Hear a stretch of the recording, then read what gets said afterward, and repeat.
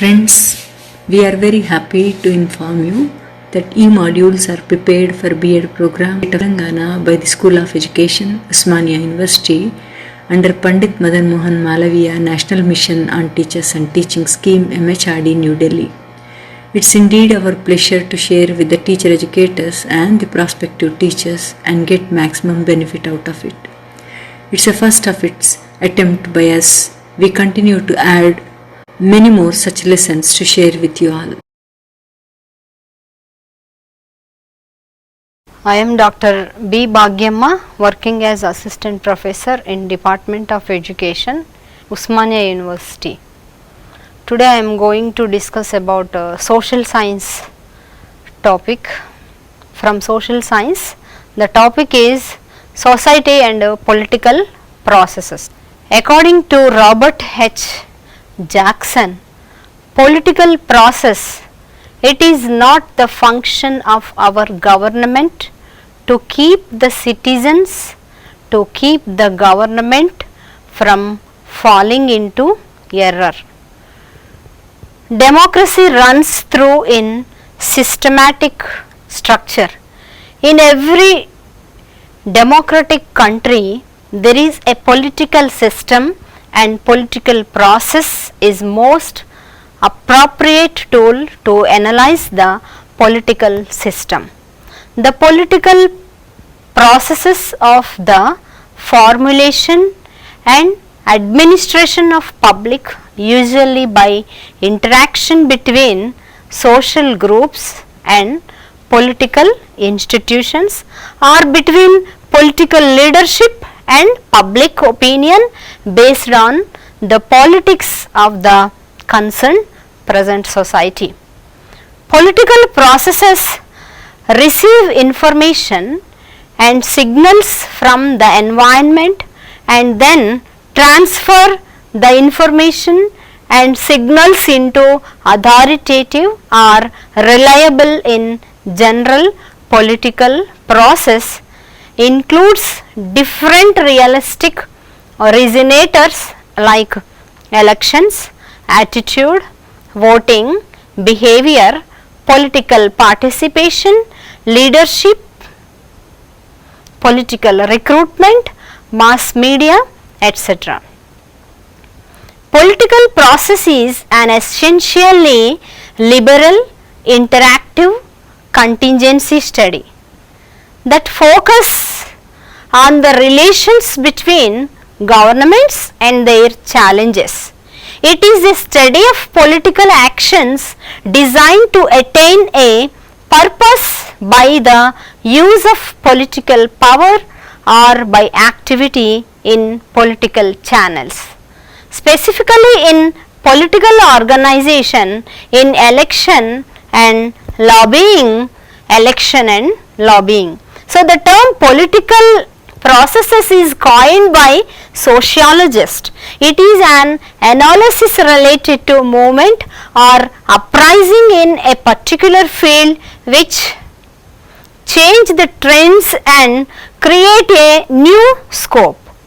Political process is related to political socialization. The term political process was first used by Charles Tilly in their article entitled Political Processes. Inclusive political processes. Inclusive political processes, it aims to harness our experience and comparative advantages in supporting the strengthening the capacities of political processes and institutions in order to improve citizen participation, voice and accountability, and rebuild a stronger and more inclusive social contract. To enhance the capacities of key political institutions and groups, for example, constitutional reform processes, with a focus on supporting dialogue and mediation, outreach, public education, and institutional development of constitution making bodies. The electoral cycle to enhance the credibility, transparency, effectiveness and sustainability of electoral institutions and processes in close cooperation with the Department of Political Affairs. Civic engagement focused on both strengthening civil society capacities and expanding and protecting spaces for citizen participation in political and public life, with a special focus on groups experiencing discrimination and marginalization, including persons with disabilities, LGBTI, lesbian, gay, bisexual, transgender, etc. We can see the various political processes. First one, civil engagement. So, the civil engagement or civil participation is any individual or group activity addressing issues of public values or make a change or difference in communities or common type of civil engagement. So, the civil engagement, it includes communities working together in both political and non-political action. So, here the goal of civic engagement is to address public concerns and promote the quality of the community. Civic engagement is a process in which people take collective action to address issues of public concern and is absolutely instrumental to democracy. Under representation of groups in the government, it causes issues faced by groups such as minority, low income and younger groups to be overlooked or ignored. In turn, issues for higher voting groups are addressed, more frequently causing more bills to be passed to fix these problems.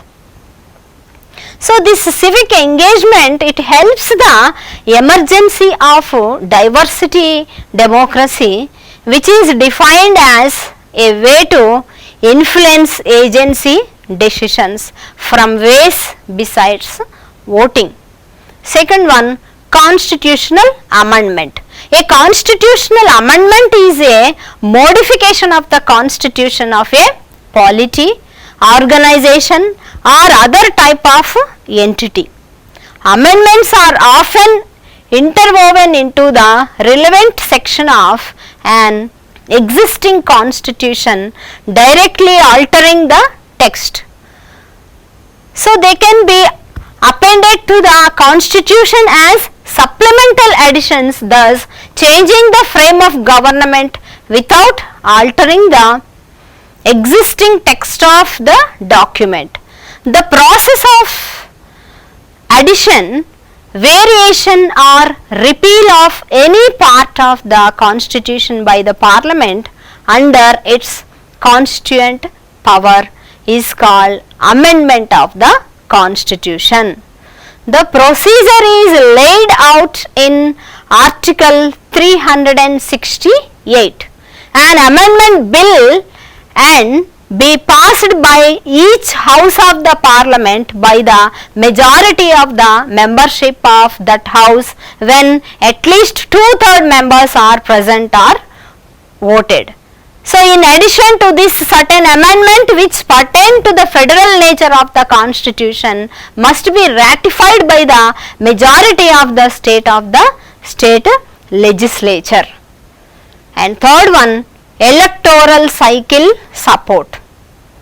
Elections are the means through which people voice their preference and choose their representative. Election are a powerful tool. So, they can confer legitimacy on the constitution or representatives that emerged them or call their legitimacy into questions. Elections are fundamental political processes and are a critical elements of the United Nations mandate and UNDP's democratic governance work. So in some countries they have become sustainable and sophisticated processes managed by well developed electoral administration. So many countries including major democracies continue to face challenges related to the integrity and credibility of elections. Key electoral cycle processes such as civic education, voter registration, boundary delimitation, polling and tabulation or results, as well as electoral law reforms, campaign regulation and the inclusion of marginalized groups such women, youth, ethnic minorities and people living with disabilities provide major challenges to electoral management bodies. Fourth one, parliamentary development in India. Representative and effective parliaments can help advance inclusive and sustainable human development and so improve people's lives. UNDP is building on its long-term presence and continued engagement in more than 70 countries, and it has established its leadership in strengthening parliament around the globe. The UNDP's approach centers on the core functions of a parliament from the perspective of delivering sustainable human development gains for the nation. UNDP supports Parliament's response to citizens' expectations for voice, development and accountability. Develop the capacity of parliamentarians and works with parliamentary committees on sustainable development issues such as climate change, energy and environment, gender equality, HIV, AIDS, anti-corruption and the post-2015 development agenda. Promote effective budget oversight by Parliament. Strengthen the capacity of technical staff and legislators to effectively and carry out their three core functions: legislative, representative and oversight, with a focus on sustainable development. Support instructional reform through the development and implementation of parliamentary strategic plans. So design and implement face-to-face induction courses for newly elected parliamentarians. Stimulate the participation of marginalized groups in parliament like women, youth, minorities. Expand parliamentary communication and outreach efforts resulting in greater opportunities for citizens to interact with their representatives. Number 4, women's equal political participation. UNDP supports gender responsiveness of political institutions and facilitates women's access to opportunities and skills to exercise their political rights, participate in decision making, exercise leadership and contribute to development processes. UNDP does this by promoting the use of temporary special measures including gender quotas, supporting women's coalitions in political parties and representative bodies, promoting coalition building and networking among women representative and decision makers, facilitating the inclusion of women and women's organization and networks in constitution making processes and helping him to address gender discriminatory clauses in constitutions.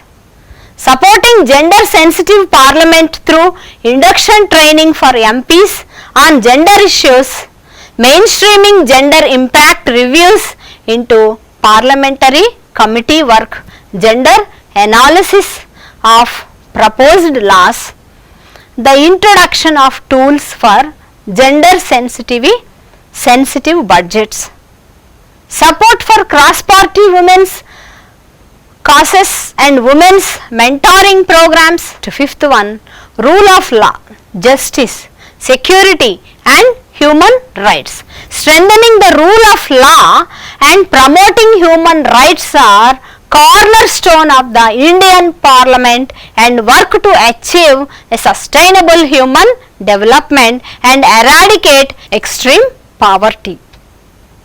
So the key areas of rule of law and human rights work include, so we can improving access to justice and remedies and helping people enforce their rights, assisting government to establish capable justice system, including the rapid restoration of justice, service and dispute resolution mechanisms following crisis or conflict, and increasing community security and reducing armed violence, including through curbing the proliferation of small arms and light weapons, addressing sexual and gender-based violence, and increasing women's participation and leadership in justice and security institutions, particularly in peace building and recovery context. Youth empowerment.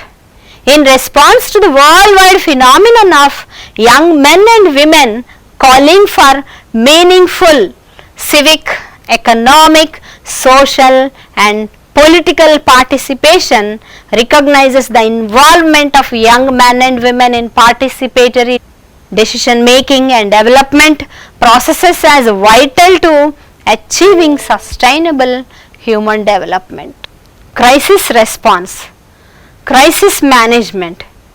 So it is the process by which an organization deals with a major events that threatens to harm the organizations, its stakeholders or the general public. The study of crisis management originated with the large scale industrial and environmental disasters in the 1980s. It is considered to be the most important process in public relations. There are types of crisis. During the crisis management process, it is important to identify types of crisis in that. Different crises necessitate the use of different crisis management strategies. Potential crises are enormous, but crisis can be clustered. Lerbinger categorized 8 types of crisis.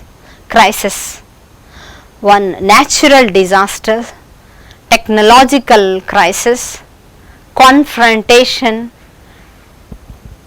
malevolence, organizational misdeeds, workplace violence, rumors, terrorist attacks, man-made disasters. Next, gender inequality in India. So here it refers to health, education, economic and political inequalities between men and women in India. Whereas international gender inequality indicates rank India differently on each of these factors as well as on a composite basis, and these indices are controversial. Gender inequalities and their social causes impact Indians' sex ratio, women's health over lifetimes, their educational attainment and economic conditions. Implementation challenges of right-based schemes. So the effectiveness if right-based legislation such as the Mahatma Gandhi National Rural Employment Guarantee Act, the Forest Rights Employment Guarantee Act for Panchayat extension to scheduled areas has been hampered by vast implementation.